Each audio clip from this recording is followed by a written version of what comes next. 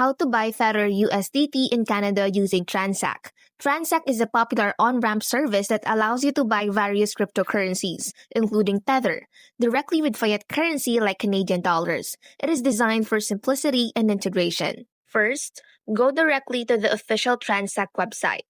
If you are a new user, you'll need to create an account with Transak. This typically involves email verification. You will then undergo Know Your Customer verification process.